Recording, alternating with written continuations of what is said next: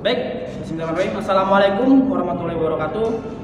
Perkenalkan, kami dari kelompok 4 yang beranggotakan saya sendiri, Andri Saputra, dan rekan saya Dian Utama Ardosia Putra. Saya Febia Fipah dan saya Anggun Saputri. Nah, di sini kami ingin memaparkan materi dari tugas mata kuliah Fisika Permainan mengenai pemanfaatan alat yang ada di lingkungan untuk menjadi media pembelajaran fisika dan permainan tradisional. Nah, topik yang kami ambil ini yaitu media pembelajaran dengan menggunakan alat peraga telepon kaleng pada materi gelombang dan bunyi. Nah, untuk lebih jelasnya akan dijelaskan oleh rekan saya yaitu Mbak Anggun Saputri. Padanya dipersilahkan. Halo guys, sebelum masuk materi, tentunya sudah banyak yang tahu ya apa sih itu telepon kaleng. Telepon kaleng ini merupakan permainan yang hits pada tahun 90-an.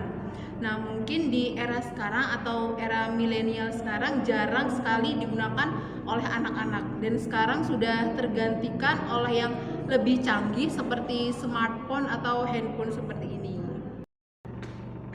Nah, sekarang kita langsung masuk materinya ya.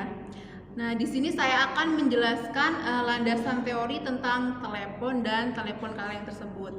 Yang pertama yaitu telepon. Telepon adalah pesawat dengan listrik dan kawat untuk bercakap-cakap antara dua orang yang saling berjauhan. Nah, yang kedua yaitu telepon kaleng. Telepon kaleng yaitu transmisi suara jenis akustik yang suaranya itu tanpa listrik. Nah, yang dibutuhkan untuk komunikasi sederhana ini adalah dua buah kaleng yang terhubung dengan benang atau kawat sebagai atau media sebagainya. Nah, prinsip kerjanya yaitu sangatlah sederhana ya, yakni suara yang merambat melalui udara dengan perantara benang tersebut. Nah, telepon kaleng ini merupakan permainan tradisional yang menggunakan bahan-bahan yang ada di sekitar kita dan konsep fisika yang bisa kita ambil. Selanjutnya yaitu alat bahan yang digunakan untuk membuat telepon kaleng. Yang pertama itu ada kaleng, dan yang kedua itu ada nilon, yang ketiga ada paku, dan yang keempat ada gunting atau pisau. Nah, itu tadi penjelasan mengenai telepon kaleng yang sudah dijelaskan oleh rekan saya dan alat dan bahan apa saja yang digunakan untuk pembuatan telepon kaleng. Kemudian kita memasuki langkah pembuatan dari telepon kaleng ini. Nah, apa aja sih langkah-langkah pembuatan dari telepon kaleng ini? Nah, akan dijelaskan oleh rekan saya, Febia Fipah. Mari kita simak penjelasan berikut ini. Halo guys, di sini saya akan menjelaskan dari langkah-langkah pembuatan media alat telepon kaleng sederhana. Yang pertama, kita akan menyiapkan alat dan bahannya. Lalu langkah yang kedua, kita akan melubangi kaleng di bagian bawahnya seperti ini menggunakan paku yang nantinya akan menjadi tempat untuk talinya. Lalu setelah itu kita buang bagian atas kaleng ini menggunakan pisau yang nantinya akan menjadi tempat menampungnya suara. Lalu selanjutnya kita pasang tali di bagian belakang yang sudah dibolongi ini tadi. Lalu selanjutnya kita akan menarik kaleng sampai tali terbentang, jangan sampai talinya kendor. Setelah itu kita akan lakukan percobaan bersuara. Jadi nanti ada dua kaleng, nanti di kaleng yang ini akan memasukkan suara dan kaleng yang satunya akan menjadi tempat untuk menangkap suaranya. Seperti itu. Nah, itu tadi pemaparan langkah-langkah pembuatan dari telepon kaleng sederhana ini. Selanjutnya yaitu pengaplikasian dalam pembelajaran fisika. Apakah telepon kaleng ini termasuk dalam pembelajaran fisika? Akan dijelaskan oleh rekan saya selanjutnya. Simak video berikut ini.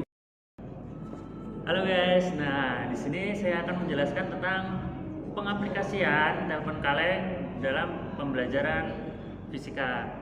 Nah, ternyata telepon kaleng bekas ini mengandung suatu ilmu ilmiah. Kenapa? Karena dari proses perambatan atau pengiriman suara, terus penerimaan suara menggunakan prinsip perambatan bunyi. Nah, dalam pengaplikasian ini ada dua, yaitu pertama keterampilan proses. Nah, dalam keterampilan proses ini siswa akan dituntut untuk kreatif atau aktif, dan dalam pengaplikasian ini mudah karena menggunakan bahan-bahan yang mudah ditemui di lingkungan dan semua itu adalah bahan-bahan yang sudah terpakai.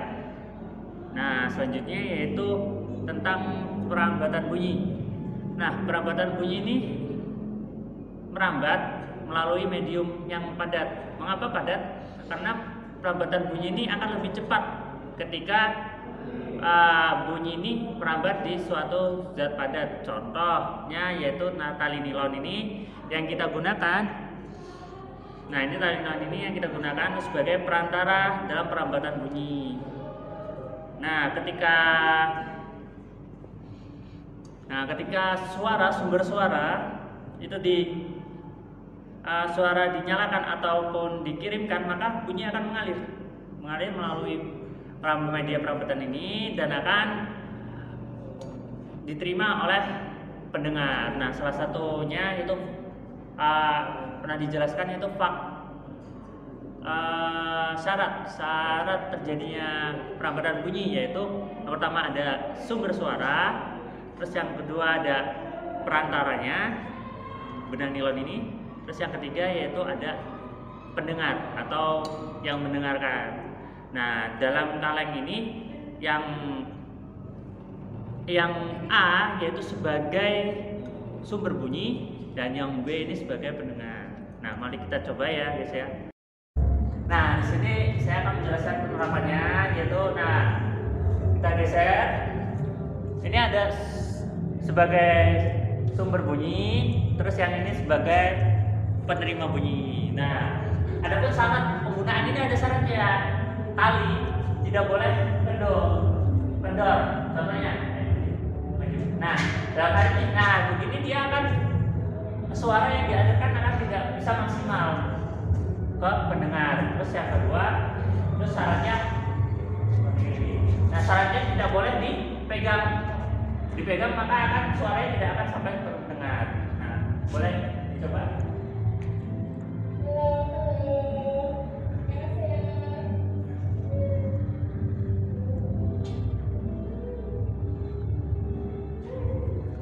Nah, kita akan sudah sampai, akan terdengar oleh pendengar dan suara akan mengalir melalui tali ini. Mungkin itu aja konsep fisikanya.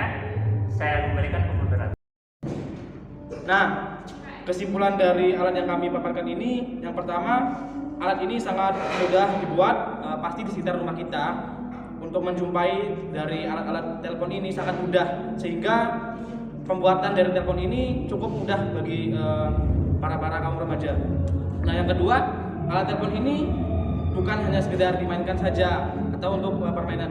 Ternyata di dalamnya itu ada konsep fisikanya mengenai gelombang bunyi.